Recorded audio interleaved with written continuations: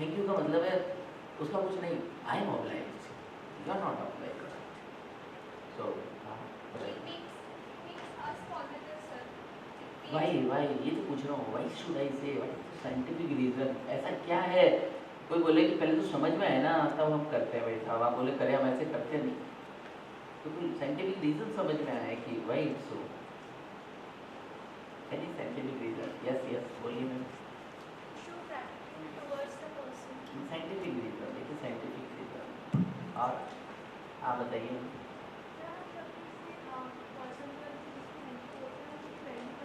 Value बनती है, scientific reason, इसके पीछे वैल्यू बनने के पीछे reason. Yes ma'am.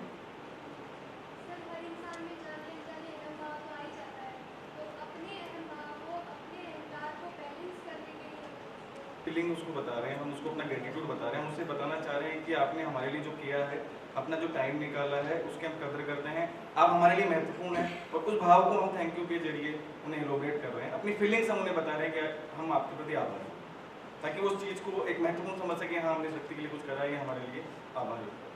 Scientific reason जो मैं सुनना चाह रहा हूँ वो दिया है अभी तक। Yes sir. हम थैंक यू बोल सकते हैं, जैसा कि आपने बताया before the work, after the work, reason के साथ थैंक यू कहेंगे। देखिए वही का जवाब वही से दीजिए, हाउ से मत दीजिए। क्यों? एक्शन टू रिएक्शन, अगर हमने ये sorry thank you. Every reaction will give equal opposite reaction. मैं बाजरा अगर खेत में डालता हूँ तो बाजरे की फसल लहराने लगती है, एक मुट्ठी से 10 और 20 मुट्ठी बाजरे की आने लगती है। मैं चावल बोता हूँ तो चावल निकलने लगते हैं, मैं प्रेम देता हूँ तो मुझे प्रेम मिलने लगता है, मैं घृणा करता हूँ तो मुझे घृणा मिलने लगती है, मैं द्वेष करता हूँ तो मुझे द्वेष मिलने लगता है, मैं बुराइयाँ करने लगता हूँ तो लोग मेरी बुराइयाँ करने लगते हैं, मैं चीटिंग करने लगता हूँ तो लोग मुझे चीट करने लगते हैं। It's a very scientifical, very scientifical. Every action will give equal and opposite reaction. It's A Newton law, but my law is somewhat different. Every action will give more than equal and opposite reaction. ज़्यादा आता है, मोर अगर बराबर ही आता तो दुनिया अगर 50 करोड़ की होती तो 50 की रहती, परंतु 700 करोड़ की हो चुकी है।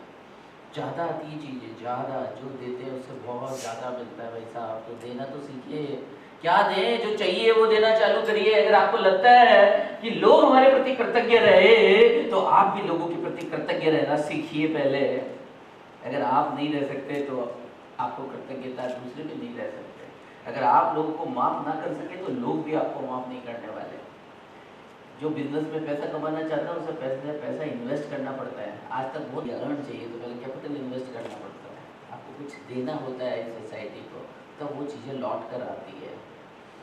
तो कुछ इस तरह से हम अपनी बात को प्रभावशाली तरीके से रखें कि सामने वाला जो है उन्हें फिजिकल लॉ को, फिजिक्स के लॉ को सोशल लॉ के साथ में रिलेट करके बताना पड़ेगा, तब मानेंगे। फिर कोई जवाब नहीं होगा। मैंने कई लोगों को चैलेंज किया, हजार लोग बैठे थे, मैंने कहा इस नियम का फुल तोड़ बता दो, ये अप्लाई नहीं होता तो वो बता दो। It's a universal law, everywhere it applies, where it does not apply kindly tell me, तो कोई नहीं बता सकता।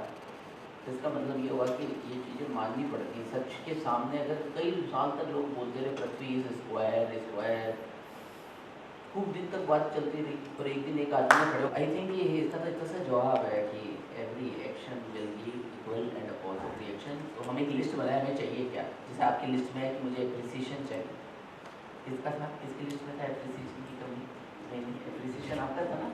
तो अब मज़ा है, अगर आपकी ये इच्छा है कि मुझे अप्रिशिएट करने से बहुत मज़ा आया तो आप जाइए। हो सकता है आपने किसी की अप्रिशिएट नहीं करी, इसलिए वो प्रोफेसर भी आपको ऐसा ही मिला। तो अब अगर आपको लगता है कि मेरे को अप्रिसिएशन चाहिए तो आप जाया करो हर अच्छी चीज़ के पास में और जाके ताली बजाया करो, वाह well done, good, I am proud of you, ऐसे बोला करो। लोग अप्रिशिएट करिए, आप चालू करिए, देखिए फिर कितनी अप्रिसिएशन होती है। पर हम चाहते हैं हम तो कुछ ना करें, लोग करें, ऐसा होता नहीं, इट्स अगेंस्ट द लॉ। जो चाहिए वो पहले देना पड़ता है, ये दुनिया का सबसे बड़ा नियम है।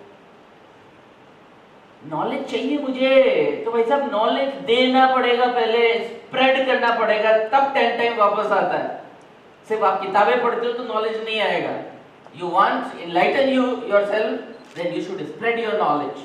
कोई ऐसा ज्ञानी आदमी नहीं है जो बंद कमरे के अंदर किताबें, गौतम बुद्ध भी भटके, और भटकने से, घूमने से, बोलने से, प्रचार करने से, बात करने से उनका नॉलेज बढ़ा है। तो नॉलेज अगर जो पाना चाहता हो सर, अब कोई सी भी जगह इसको नियम को अप्लाई कर लीजिए, जो चाहिए वही कर लो। मुझे अच्छी रिलेशनशिप चाहिए तो मुझे अच्छी रिलेशनशिप पहले निभाइए, फिर आपको अच्छी रिलेशनशिप दूसरों से भी मिलेगी। लेकिन आप तो जाए नहीं किसी के बोले मेरे स्वभाव होगा, ऐसे तो होता नहीं। कुछ लेने के लिए पहले कुछ देना पड़ता है, ये दुनिया का सबसे बड़ा नियम है। Every action will give equal and opposite reaction in the outline of Newton. और whatever we give we will get equally, ऐसा भी लिखते हैं कहीं किसी जगह वो, whatever we give we will get equally. इसके अगेंस्ट कोई बात हो कुछ और इसके इम्प्रूव करने वाली बात हो, बताइए ना। सर एक्चुअली में आज मैं डॉक्टर संजय रैनी सर ने क्या बोला यहाँ पे, कितना बड़ा लेक्चर था, उसकी जगह पे मैंने संजय रैनी सर की सिंपल सी इमेज बनाई। जितने भी इंसान है ना, उनकी इमेज से उनको पहचानती दुनिया। मैंने थैंक यू बोला लास्ट में, वो भी मेरी इमेज क्रिएट हो गई, मतलब बोलते ही थैंक यू बोलते। सेकेंड थिंग क्या हुआ कि मान लो मुझे किसी को आई लव यू बोलना है, उससे पहले मुझे कितनी फीलिंग्स लानी पड़ेगी अपने अंदर। यदि मेरे को बहुत गुस्सा करना है, गाली निकालनी है, मैं खुद के साथ क्या अन्याय करना है, यदि मुझे किसी के साथ अन्याय करना है, सबसे पहले मुझे अपने साथ अन्याय करना पड़ेगा। मुझे थैंक यू भी बोलना, उससे पहले पोलाइट होना पड़ेगा। तो मैं अपने साथ उसी टाइम ही अच्छा करे जब मैंने थैंक यू बोलने का सोचा। तो बोलना तो बात की बात है, तुरंत ही मुझे रिजल्ट मिलने शुरू हो गए। मुझे आई लव यू बोलना, पहले मैं 2 दिन तक फीलिंग्स लाऊंगा वो वाली, तब रियल सेंस में बोल पाऊंगा। आई हेट यू बोलना है तो आसान है जिंदगी, तो मुझे लगता है full of love and Joy है। अगर लोग नॉलेज की दुनिया में आ जाए तो नॉलेज सही राइट काइंड ऑफ नॉलेज आए। जैसे एक दूसरा सवाल है आज आपसे, तो क्लियर हो गया। मैंने उसे कई बार बताया था कि 3 बार बोलना चाहिए ताकि आई कॉन्टेक्ट हो सके, एक्सप्रेशन का इजहार हो सके, जेन्युइननेस दिख सके। क्योंकि हम ज़्यादातर अपना कम्युनिकेशन जो है मेजर कम्युनिकेशन बॉडी लैंग्वेज और एक्सप्रेशन से करते हैं। सो वैसे रटी हुई बातें किसी को अच्छी नहीं लगती। रटे हुए डायलॉग जो है 3 इडियट में हमने देखा था, मशीन की डेफिनेशन से बोल रहे थे। तो हमारा एजुकेशन सिस्टम चाहे उसमें नंबर देता हो, तो प्रैक्टिकल लाइफ में इसकी कोई नंबर नहीं मिलते। 3 time, with reason, before the work, after the work. मैंने बातों ही बातों में आपको ये भी बताया था कि ये जो दुनिया है जिसमें नॉलेज के बारे में बहुत इन्फॉर्मेशन की बात कर दी जाती है, तो ये इन्फॉर्मेशन या हमारे एकेडमिक्स जो है वो हमारी सक्सेस को सिर्फ 5% बदलता है। हमारे एकेडमिक्स और जिसको नॉलेज बोलते हैं, हालांकि नॉलेज के लिए सही डेफिनेशन नहीं है, ये एकेडमिक्स हमारी लाइफ को सिर्फ 5% सक्सेस से जोड़ पाता है। इसके बाद मैंने कहा स्किल्स भी हमारी लाइफ को सिर्फ 5% ही जोड़ पाती है। फिर हमने आपको कहा था कि डिसिप्लिन जिसकी हम बात करते हैं, ये भी सिर्फ 10% ही जोड़ता है हमारी लाइफ को सक्सेस के साथ में। असली 2 चीज़ें हमारी लाइफ को सक्सेस के साथ जोड़ती है 80%, जिसमें 40% तो क्या था, पॉजिटिव एटीट्यूड, सकारात्मक सोच, जीवन के प्रति सकारात्मक सोच 40% बदलती है हमारी लाइफ को। 40% उत्साह और उमंग, कुछ है भी क्या। और आप सब में देखोगे सबका उत्साह का लेवल अलग अलग। आज मीटर बनाना हो, देखना है इसमें उत्साह का लेवल कितना है।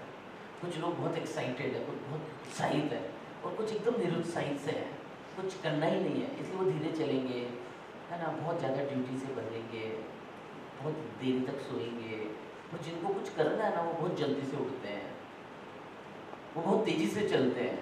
आप लोगों की चल वाली चाल से चल रहा है तो समझ लो कुछ नहीं है उसके पास, है ही नहीं, अभी तक टारगेट ही नहीं बना रखा है। यानी बच्चों को उनके चलने से पहचानो, उनके बोलने से पहचानो, उनके उठने से पहचानो, उनको उनके सोने के तरीके से पहचानो। ये सोया ऐसा, उल्टा क्यों सोया, निराश हो गया क्या, उल्टा क्यों सो गया। ये सोने के तरीके से पर्सनालिटी पहचानी जा सकती है इंसान, सोने के तरीके से, हाथ मिलाने के तरीके से पर्सनालिटी पहचानी जा सकती है। निराशावादी आदमी ऐसे मिला ले ढीला सा कुछ ओवर कॉन्फिडेंट लोग जब आपका हाथ मिलाएंगे तो ये हाथ मिला के दबाएंगे, दैट सेज कि I am more powerful than you, तो दैट शोज ओवर कॉन्फिडेंस। कुछ लोग हाथ मिलाने से पहले हाथ जोड़ेंगे, that shows attitude of gratitude.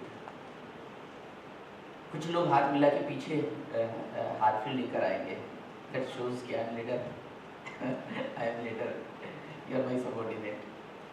आप हाथ मिलाने के तरीके से लोग को पहचान सकते हैं, और ये सब पहचानना पड़ेगा आप सब लोग, क्योंकि हम जो है वहाँ लोग तो कितना अच्छा हो कि मैंने वैसे आपको बुक दी, कितना अच्छा हो आपको कल ही समझ में आ जाए ये आदमी चाहता क्या है, ये पर्सन हमसे चाहता क्या है, और वही आप बोलने लगे तो कितना मजा है। ये तब होगा जब आपको खोज होगी, जब आप ट्रायल एंड एरर से सब चीज़ सीखेंगे कि आपने बोला, फिर जब लोग ये बोलने लगे आपको कैसे पता, तो आपको समझ आएगा, आप मेरे को समझ में आने लगे हैं। जब आपको ये लोग रिजल्ट देने लगेंगे कि ना ये है ना तुम्हारी प्रॉब्लम, आज तुम डिप्रेस हो, आज कुछ प्रॉब्लम हुई घर पे, तो मैं आपको कैसे पता अंडरस्टैंड कि यस आपने समझने लगी उन लोगों को। दूसरा, आज एक अच्छे वीडियो में आपको दिखाऊँ उससे पहले बताएं कि ये इबादत क्या होती है, ये पूजा क्या होती है, तो हमने पूजा के बारे में भी बताया था। फिर इबादत क्या होती है, मुझे लगता है वही लोग इबादत कर सकते हैं, वही लोग पूजा कर सकते हैं जिनकी लाइफ में कुछ लव एलिमेंट हो, जिनमें हेट एलिमेंट हो तो वो पूजा कर ही नहीं सकते। जिनकी लाइफ के अंदर कुछ प्रेम है और देने की इच्छा है और हैप्पीनेस है और पॉजिटिविटी है ना, वही लोग शांत भाव से पूजा कर सकते हैं। बाकी पूजा की एलिजिबिलिटी भी नहीं है लोगों में, एलिजिबल नहीं है पूजा करने लायक ही नहीं है। मंदिर में चढ़ना हर किसी की औकात नहीं है। जिनके पास कुछ अच्छा है, जिनके पास कुछ पॉजिटिव पावर है, चढ़ तो जाते हैं सभी लोग, पर जितने लोग चढ़ते होंगे उससे मैं गर्वे से कह सकता हूँ 80 तो एलिजिबल ही नहीं होते। ऐसे मांग मांग कर छीन कर चीज़ें थोड़ी ना ली जाती है किसी से। हर मंदिर में जाने वाले 5% लोग ही एलिजिबल होते हैं, 95 तो होते ही नहीं है। और वो एलिजिबल होते हैं जिनके जीवन में प्रेम होता है और कुछ देने की इच्छा होती है, जो भिखारी नहीं होते, जो देने के लिए आते हैं, जिन पे गॉड ब्लेस करता है। तो आइए, ऐसे ही एक मशहूर मूवी जो शायद आपने देखी नहीं होगी, पर मैंने जब मैं छोटा था 10 साल का तो मैंने देखी होगी, तब ये 12-15 साल 12 साल की होगी, ब्लैक एंड वाइट टीवी पे आती थी और मूवी का नाम था लैला एंड मजनू। कितने लोगों ने देखी है लैला और मजनू? अभिनंदन नहीं देखी, पर मूवी बहुत उसका एक आपको एक सीन दिखाता है जिसमें एक और कितना अच्छा था जब लैला के इश्क में मुझे इतना भी होश नहीं रहा कि कोई इबादत करता है तो लैला को बनाने वाले की इबादत में आपको ये कैसे होश रहा कि सामने से कोई गुजर गया। मतलब सब लोग प्रेयर कर रहे हैं पर वास्तव में प्रेयर कितने लोग कर रहे हैं? सही इबादत बहुत मुश्किल है जहाँ सर हो सजदे में मगर दिल में हो दुनिया का हाल, ये इबादत है तो फिर अपनी मोहब्बत ही बली है। तो देखिए कितना मतलब पावरफुल, अगर समझना हो तो एक चीज़ से हम बहुत कुछ समझ सकते हैं। तो इबादत करते बहुत लोग हैं, पर ठीक से इबादत करना कितने लोगों को आता है?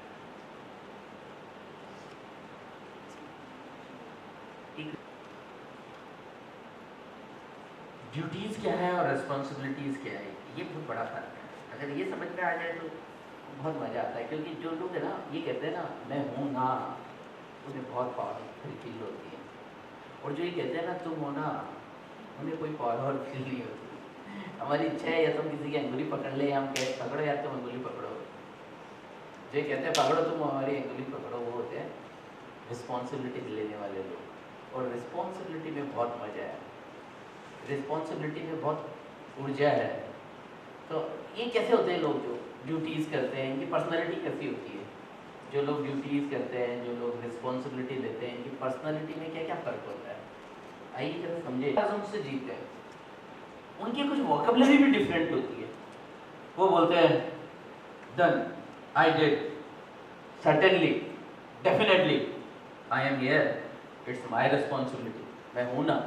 उनकी टर्मिनोलॉजी कुछ इस तरह की होती है जो ऊर्जा से भरी हुई होती है। आपके पास भी विकल्प है कि आप ऐसे बोले श्योर, डेफिनेटली, परफेक्टली, सर्टेनली। लेकिन जो लोग अपनी ड्यूटी, एक कुछ लोग तो ड्यूटी अंडरटेक करते हैं, यानी अंडरटेक करने का मतलब है स्वेच्छा से लेते हैं, थोपा नहीं जाता उनके ऊपर, हर जगह वो अपनी जगह बना लेते हैं, यहाँ मेरी ये रिस्पॉन्सिबिलिटी है। उन्हें बोलना नहीं पड़ता तुम ये करो, तुम ये करो, तुम ये करो। वो सिचुएशन देखते हैं और वहाँ अपनी फिट पोजीशन रिस्पॉन्सिबिलिटी वाले उठा लेते हैं। तो ये आदत है लोगों की, कुछ लोगों की नौकर बनने की आदत है और कुछ लोगों की मालिक बनने की आदत है। एक बार दो मिलिट्री मैन मिलते हैं अपनी रिटायरमेंट की एज में, तो एक बार दोनों आपस में डिस्कशन करते हैं, यार देखो क्या दिन थे हमारे, कितने खुश नसीब थे अपन लोग कि अपना सिलेक्शन हुआ डिफेंस में, और उस समय लोग जानते भी नहीं थे और अपना सिलेक्शन इतनी बढ़िया नौकरी पे हुआ, और अपन दोनों ने नौकरी ज़्यादा की चालू करी। और ट्रेनिंग के दिन अगर तेरे को याद हो तो एक कैंप लगा था, उस कैंप में गए थे हम लोग, और याद है तेरे को उस कैंप में कितना मजा आया था। अपने को दो दोस्त मिलते हैं तो ऐसी बातें करते हैं, आपस में अपने पुराने दिन याद करते हैं। अगर आप 60 के लोगों से मिलोगे ना तो वो पास्ट टेंस में रहते हैं, पर फॉर्चुनेटली आप 20 की उम्र वाले लोगों से मिलेंगे जो फ्यूचर टेंस में रहते हैं, फ्यूचर वाले ज़्यादा अच्छे हैं। तो दोनों दोस्त इस तरह से बात कर रहे थे, यार तेरे को पता है, पर देख यार तेरी किस्मत देख, तो 35 की उम्र में ही वीआरएस ले लिया और वीआरएस लेकर तो देख बिजनेस स्टार्ट कर दिया और देख तेरा क्या बिजनेस है यार, 500 करोड़ की दौलत तेरे पास है, बोल सोच सकते हैं कि 500 करोड़ का मालिक बन चुका तू आज, और एक मेरी किस्मत देख, गवर्नमेंट ने निकाला तो मैं निकला और आज मैं तेरे पास ही नौकरी मांगने आया हूँ यार। जबकि हम पढ़ते थे, जब पढ़ाई होती थी तो मैं तेरे से ज़्यादा नंबर लाता था, देख तू हमेशा मेरे से बहुत कम नंबर लाता था, मैं तेरे से ज़्यादा नंबर लाता था, हर समय फर्स्ट आता था, हर समय टॉपर रहता था क्लास के अंदर, और तू सेकंड और थर्ड रहता था। लेकिन आज देख किस स्थिति में अपन दोनों पहुंच गए, नौकरी करियर एक साथ स्टार्ट किया, और आज जब अपन मिल रहे हैं 60 की उम्र के अंदर, तो तू देख कहाँ पहुंचा, 500 करोड़ की एम्पायर तेरे पास है, और मैं देखा कि वापस तेरे पास ही नौकरी मांगने आया हूँ। अरे ये किस्मत नहीं तो क्या है? दूसरा बोलता है यार देख, तू अगर बुरा नहीं माने तो मैं एक बात कहूँ तुझे, प्लीज प्रॉमिस मी, क्योंकि अब तूने मेरे से आज की बात छेड़ ही दी है और तूने मुझे अंगुली दिखा दी, तो मेरी बोलने की कुछ इच्छा हो रही है, अगर तू बुरा ना माने तो तुझे एक बात बोल। हाँ हाँ बोला, बोल बोल, किस्मत नहीं तो क्या है बता ना। देख दोस्त, एक बार याद कर उस कैंप जिसकी तूने आज चर्चा की है, उस कैंप में अपन दोनों रात को स्टे कर रहे थे, और दूसरी रोज जब अपन शाम को वहां से निकले थे तो हम लगभग 3 किलोमीटर आने के बाद में एक आपस में मिला, तुझे वो याद है कैंप वाला दिन में? हाँ मुझे वो दिन याद है। तो अपन जब वो रात शाम को जब वहां से रवाना हुए थे, पूरी रात वहां पे स्टे करने के बाद में, और जब 3 किलोमीटर जब हम आगे आ गए थे अपने घर की तरफ, तो हमने बात की थी आपस में, और हमने तुम्हें बोला था, हाँ हाँ मुझे सब याद है, तो मैंने तुम्हें बोला था देखो वहाँ अपन लाइट और पानी और एसी सब सुल्ला छोड़ के आ गए हैं। हाँ हाँ तुमने बोला था, और मैंने जवाब दिया था, हाँ तुमने ये जवाब दिया था, क्या फर्क पड़ता है, अपने क्या लगता है, ऐसे ही बोले थे ना तुम, क्या फर्क पड़ता है, लाइट जल रही है और वो जल रही तो अपन क्या फर्क पड़ता है, अपने थोड़ा ना कोई घर का मैटर है, अपने क्या फर्क पड़ता है, गवर्नमेंट का काम और गवर्नमेंट के हाल, ऐसे ही बोले थे कुछ तुम?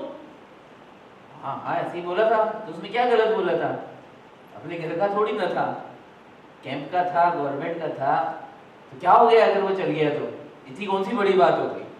तो दोस्त फिर मैंने तुम्हारे को बोला था नहीं, इट्स रॉन्ग, अगर अपने आए तो अपने को बंद करके आनी चाहिए थी, अपनी जिम्मेदारी थी, और मैंने तुमसे भी रिक्वेस्ट किया था कि तुम भी चलो वहां पे, फिर तुमने मना कर दिया कि मैं तो नहीं जाऊँ, और तुम आराम से जाके अपने दूसरे घर पे जाके सो गए थे, और मैं वहाँ पे 3 किलोमीटर पैदल गया था, और मैंने सारे स्विच बंद किए थे, और उसके बाद में मैं वापस आया था, रात की 2 बज गई थी और तुम गहरी नींद में सो रहे थे, याद है तुम्हें? हाँ मुझे याद है।